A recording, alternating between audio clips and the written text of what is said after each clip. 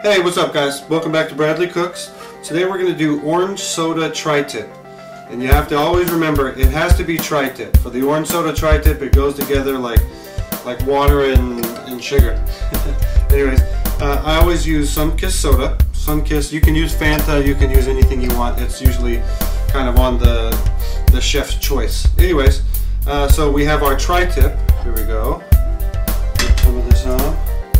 Tri-tip is a very nice cut of meat. It's gonna be like more of a soft texture to that. So, all right, basically do this.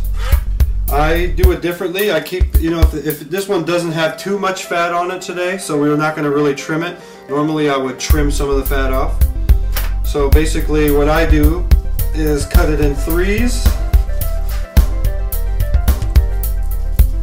Okay. You know, I actually got this idea from Jake Busey, Gary Busey's son. So if you're out there, Jake, love this recipe, man. I'm perfecting it by the day. I think I got a good recipe going on here. So, all right. So when you have it cut in threes, what you're going to want to do is poke a bunch of holes in it, because you're going to want this meat to actually soak up a lot of this Sunkist soda and all the seasonings we're going to put into it. So you can even flip it. All right. Okay, all right, simple. That's the end of your knife. You just grab any. I like to grab, you know, any size Tupperware dish will work. Grab your Tupperware. Put your beef in there. Make sure you wash your hands. Stay clean. Okay.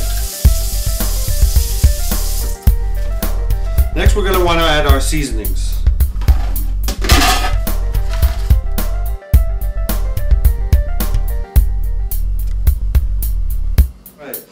Now that you have your beef in your Tupperware, we're going to actually, first you add the Sunkist soda.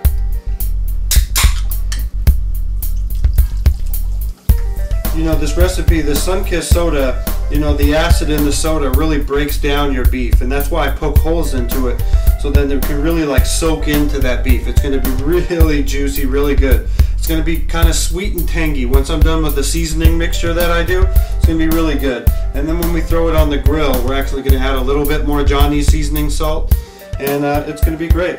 So you'll love it. This recipe is such an easy thing, and just once you do it, you're just going to fall in love with it. And every time tri-tip goes on sale, I buy it. So okay, next is our Johnny's seasoning salt. You're going to want to add probably like a nice sized tablespoon of this. I don't really like to measure, but you know, I just like to throw things in there. You know me, I like it salty. So anyways, cool thing about Johnny's, it's actually from Tacoma, Washington. If you can go, I'm sure you can search Johnny's in Tacoma, Washington. Let's see this. Can you see it? Can you see it? Can you see it? Take a picture of that. Mental note. Mental note. Okay, so. And if you can hear it, this is really breaking down. You might hear it. There we go. Hopefully you can hear that. Okay, so you got your seasoning salt in, about nice size tablespoon of that. Next, a nice size, depending on how spicy you like your beef, but probably like a nice size tablespoon again of that.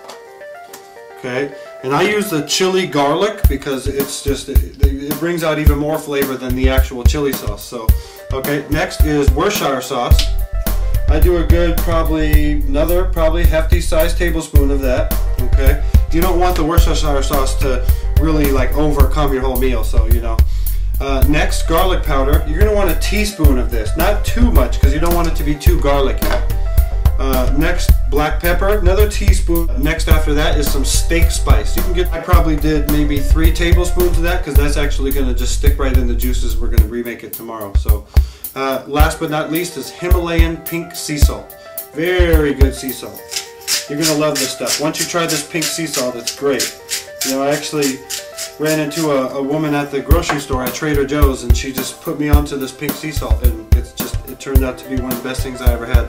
Use it on everything now. I actually made the whole switch from even regular sea salt. All I use is pink sea salt now. Okay, so we're going to put on our gloves. Don't want to get too dirty doing this in your regular hands anyway. Okay, and what I like to do is just kind of mat it down into it. And as you can see, it's starting to fizz up really, really nicely here. Okay. Mat it down in there. Okay.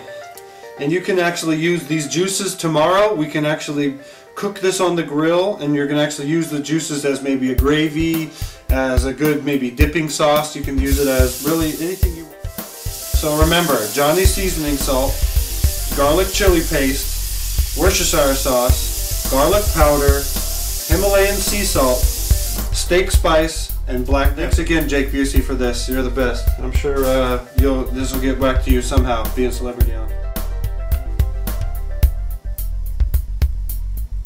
Now, what we're going to do is we're just going to seal it up tight for tomorrow. Tomorrow, I'm actually going to show you how to grill this. Okay. Hey guys, welcome back to Bradley Cooks. Today we marinated the chicken in our beef, and I'm going to show you how to cook it right on the grill. Really easy, real simple. And then next is our orange soda tri-tip. Thanks again, Jake Busey.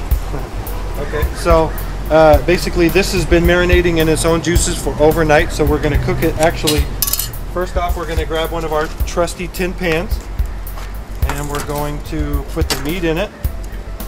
We just want this meat to kind of cook, and maybe just to get up to about 200 degrees, so we can cook and soak up the rest of these juices right here. Or you can use this as a roux. You can make a gravy. You can really make a good marinade for it. Another marinade for anything, really. So that's it. Okay, we'll put this on the grill, and we'll just let this cook. Let the beef cook for a good 5 minutes. Then you flip it on the other side. Let it cook for another 5 minutes, and then we're going to take it off, slap it right on the grill. I don't like to, when you cook in these tin pans, I keep flipping. You keep flipping about every 5 minutes or so, and you're gonna, so it can stay tender, so you don't just dry out one side or both sides. Okay, so it's been about 5 minutes. Now we're just gonna turn the beef. Okay. All right, so let that sit for another 5 minutes, and then what we're gonna do, we're gonna take this pan off of here. We're gonna put the beef right on the grill so it can get good medium rare. Slice that baby up. Okay, so it's been another 5 minutes. We're gonna take this beef off the pan and put it on the grill.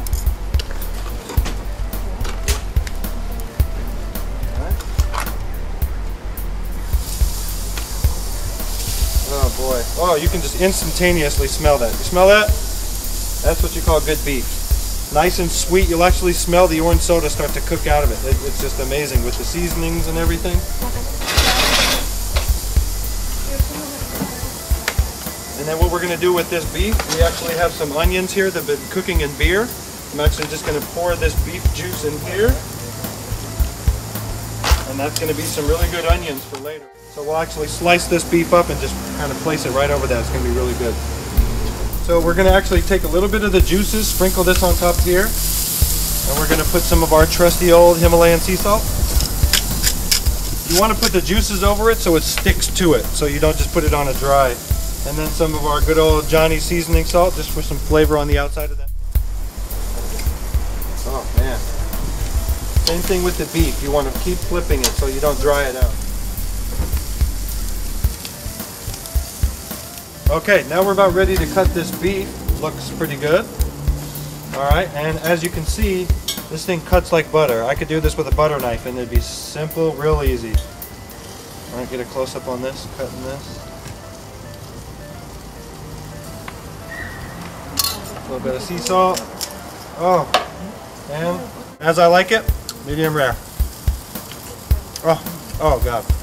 There it is.